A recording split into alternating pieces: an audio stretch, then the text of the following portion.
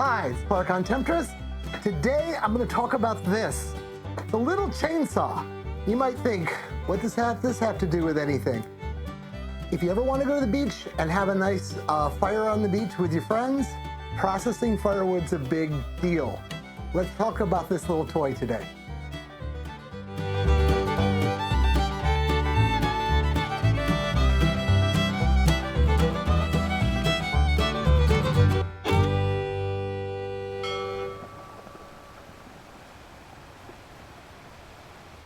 I remember when I was very young, I was watching a movie on television, and the movie was, probably would have been a 70s movie, and there were a lot of like horror movies, or I don't know, like Towering Inferno, just when things went bad, the Poseidon Adventure.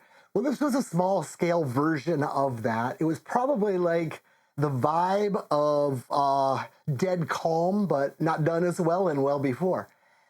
Why I remember it is because it was about cruisers on sailboats. There was, somebody on a nice, beautiful boat with everything that was the good guy, and he was just, an honorable man. And then there were these, reprobates on a piece of crap that were just robbing everybody and getting through life that way. And, murders happen because it's movies and all. At one point in the movie, the bad guy said something to his girlfriend. That boat will have a chainsaw. Guys like that have everything on their boat. And of course, they put a chainsaw on. But you don't want a chainsaw on your boat. They're great big things.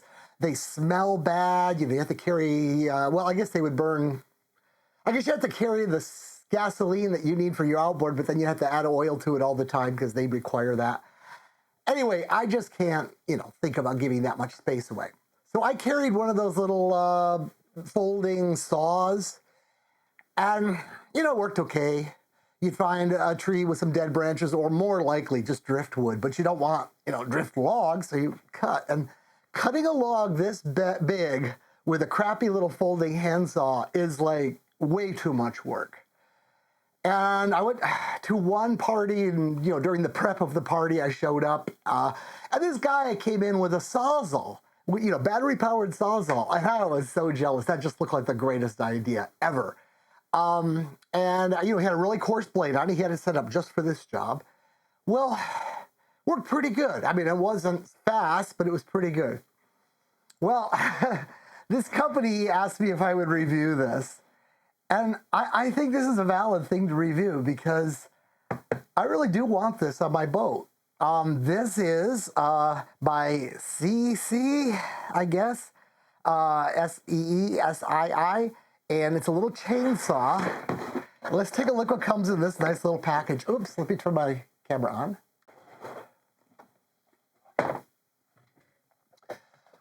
Well, they gave us some gloves, because I guess gloves are nice to protect your hands. Not like from the chainsaw, but there's prickers and all kinds of stuff out there. And it's right in the case, so that's nice.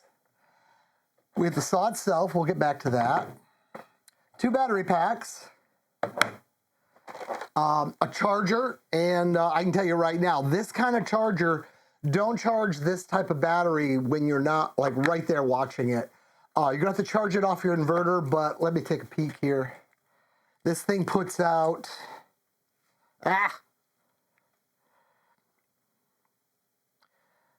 puts out 21 volts. So you either have to do it with the inverter, and I probably would because you're not going to use this daily. But if you check out that video I did on powering your laptop from DC, that device or something like it, it's called a boost buck converter usually, would be able to replace this. You just have to put the same barrel connector on it. You go right off your battery pack that way. This little vial that carries bar oil. They make a version of the saw, it's cheaper, that doesn't take bar oil, but I've used the chainsaw quite a bit in my life, and bar oil is important. You might get away without it, saying, well, the chain won't and the bar won't last as long if I don't lubricate them, but, really, I'm going to go to like 100 beach fires, and it probably won't wear out in that amount of time, and that's it. And, that's a valid way of looking at something this cheap and, just I don't want to deal with the oil. Anyway, didn't come with oil. I put some oil in this. Comes with a spare chain. That's cool because chains go dull and, you know, could break. But I've never dealt with a chain this small before. But definitely buy yourself, and the little manual that comes with it tells you what size, the little sharpening file that you can get online. Doesn't come with a kit, but keeping a chainsaw sharp is everything, especially if it's battery powered. A chainsaw just won't cut if it's not sharp. I mean, it's kind of obvious, and a sharp chainsaw will cut with much less power. Second battery, and they give you a screwdriver, and I can tell you right now, I know why that is. That's how you tighten the chain on a chainsaw. This is looking already like a real little chainsaw. Okay, well, we got a guard over the blade. Just, you know, just goes over the blade, but that's fine. And that's important because these blades are, don't freak out, I'm touching it. There's no battery in it right now. It's completely dead. These blades are, you know, sharp, and if you drag them around, they catch on things. And having a cover protects the blade and protects, you know, your stuff. That's nice. Got this little thing. I can see it'll flip up when you cut and go down. You know, I'd leave that on there. A real chainsaw, your second hand is here. You need it because it's really heavy to guide it and everything. But that protects your hand from going in, and there's just like a guard and a brake and all that. This isn't going to have those safeties. So this would be, you know, some protection for the backside of the blade. Safety. Respect this thing. A chainsaw would just chew you up. I mean, you're nowhere near as hard as a piece of wood, and chainsaws go through wood really fast. This would go through your flesh like nothing. It would just be horrible. And the wound it would leave would be extra horrible because it's not exactly surgical incision. When I was also young, I remember going to a 4-H camp, and the camping and woodcraft director that was teaching us how to use things in the woods, Alan Everly, I remember his name, he said nobody in his class could use a hatchet. You know, kids would come with a hatchet. Never in my class can you use a hatchet. I'm going to teach you how to use an axe. And his logic was, a hatchet's a one-hand device, and what's your other hand doing? You know? An axe is a two-hand device, and you're not going to get your hand in the way of the axe. So he felt if he taught you stance and all of those things, and he had like 8, 10-year-olds swinging axes and cutting wood, and nobody got hurt. This is a one-hand device. This hand, treasure it, you know, don't get it close. Really, really watch it, because chainsaws, part of them is, you know, having these big, coarse teeth. They can buck and jump. I haven't used this one yet, but boy, I'm going to make sure that I'm real safe with this hand. And I guess maybe this is good for kickback on your face or something. Okay, I think I want to get right onto it. I'll get back and talk about it more, but right now I keep saying, well, I haven't used it yet. I've been away from the house for many, many years. I've got these tree things that have grown up on a fence in my backyard, just all over the place. My pruner, my big cutter handles have actually cracked while I was away. Probably somebody using the house. I have family borrow the house while I'm away. So I've been putting it off, and I have been feeling bad. So I'm going to go out now and cut some trees, and then let's talk about it some more.